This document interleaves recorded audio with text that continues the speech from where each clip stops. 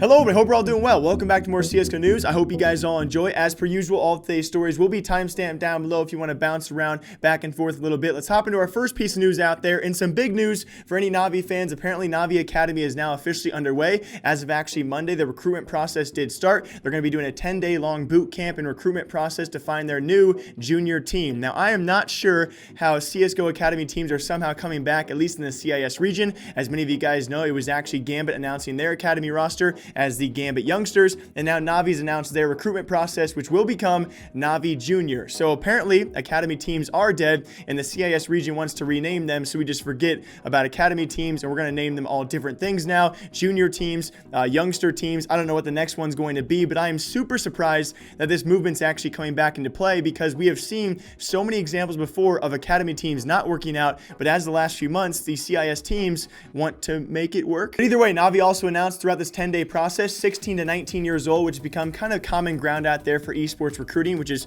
always pretty crazy to see that you pretty much have to be in high school or not even borderline in college to compete and actually become a pro player nowadays. Also speaking fluent Russian, and alongside that as well, Faceit rank 10, which I know plenty of buddies who are Faceit rank 10, but just don't speak Russian. So we're going to be very cool to see, though, what kind of roster they actually can come up with and how they utilize this roster, because we have really yet to see in the CSGO scene. You know, League of Legends does this very frequently compared to other esports out there, where they actually utilize their academy players and bring them up from time to time and fill them in for their main roster. We have yet to see that really with any CSGO academy, although we probably could with Gambit, considering their academy team is actually better and higher ranked than their main team. But yeah, super curious what you guys think about this, because we have never really seen a successful academy team besides Fnatic Academy, and even then they couldn't even last an entire year there, and they were still let go after being one of the highest reaping prize pool teams out there. At one point in time, I believe Fnatic Academy had more prize pool earnings than NIP as well as Fnatic. I maybe fact check me on that, but definitely some top tier teams they outcompeted in terms of prize pools out there. But also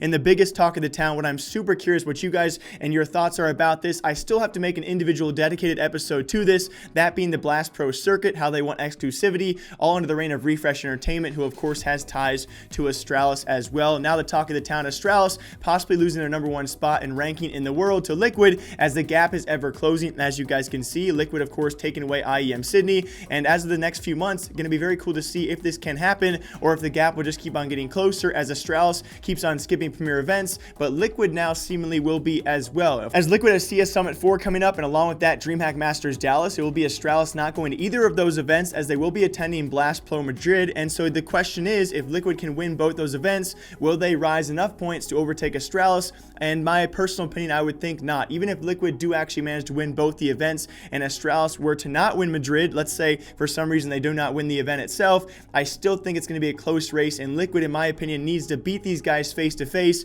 to surpass that kind of era, especially with the number of titles that Astralis had to build up this ranking, along with a couple wins here in 2019 so far, or at least one so far as well. It's going to take a lot more than a CS Summit 4 event, which should not count for more than probably a Blast Pro event at this point, or they should be pretty even, as well as DreamHack Masters Dallas. Obviously, much more solidified event there, but also much more competition, and Liquid winning that is still, yes, maybe likely, but definitely not guaranteed. And all said and all, guys, Astralis could go out and win Blast Pro Madrid, and I think if that happens, they are guaranteed to retain that #1 spot. The main talk about this, like I said before, though, is because later on this summer, when they actually can face up and meet up, will be ECS or EPL finals. So we're going to see which team is certainly the best in the world then. I think the winner of those two competitions, or between those two teams at those competitions, could definitely take the #1 spot. But most recent talk is all about apparently Liquid skipping ESL Cologne for Blast Pro Los Angeles. The argument does continue, and again, I just have been reading through your guys' comments, your thoughts about this.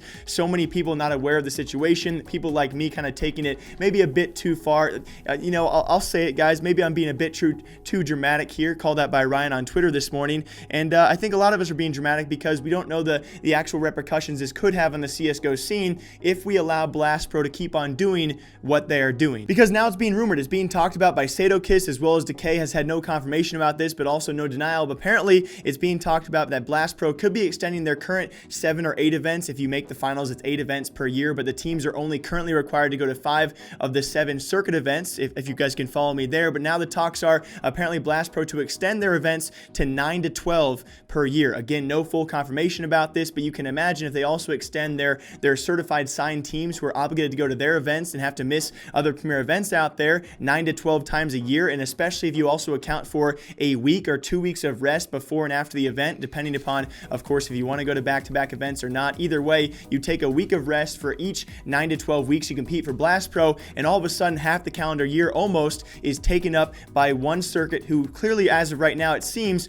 wants exclusivity of the scene, and they should not be given it. And so yes, I may be dramatic, but I will stick to one thing. If this is allowed, if they do actually demand exclusivity, take over the circuit/tournament scene by extending their events, extending the teams they obligate to actually go to their events and miss other premier events out there, it could certainly destroy, if not make a massive impact, as it already has throughout 2019 so far, on the premier events, the current tournaments you know in today's CSGO that we have come to know and love, right? The IEMs, the Star Ladders, the DreamHacks, whatever it might be. If they continue to take teams away from those events will never be what they once were, right? Especially with the current debate being ESL Cologne. Here's the problem though, when it comes to an event like ESL Cologne and you have a team like Liquid who is already based in North America and there's a Blast Pro event over in LA, can you really argue against this? And that's why there are so many key points to touch on about this. It needs a full dedicated video because for this instance, as well as Astralis's, right? Astralis missing DreamHack Masters. They also missed IEM Sydney. They missed IEM Sydney because, yes, Blast Pro,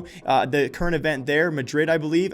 I need to check the location again. Madrid, much closer than it was going to be to go all the way to Australia. I understand that. Same for Liquid. When it comes to Blast Pro LA, it makes sense to travel a couple of hours for the team, play way less travel time, the same amount of prize pool as compared to traveling all the way to Germany for ESL Cologne. Although, when we look at the broader context, ESL Cologne, in terms of CSGO history, has a much wider regard and much more respect for the teams who can take away a title there than these Blast Pro best of one events. Again, there are so many sides to touch on, but I'll get into that hopefully in a future video. Just let me know what you guys think about this just crazy talking topic for CSGO right now. And then very lastly, a very short announcement, another update last night for CSGO. The main one's coming for Danger Zone. Another back-to-back Danger Zone update. I'm actually very surprised by the amount of content they've been pushing out for Danger Zone. And it makes me very curious what their future plan is. Are they going to intertwine it with the next operation? Every time they announce a new Danger Zone update, people are always saying, operation, give us an operation, whatever it might be. But they did give us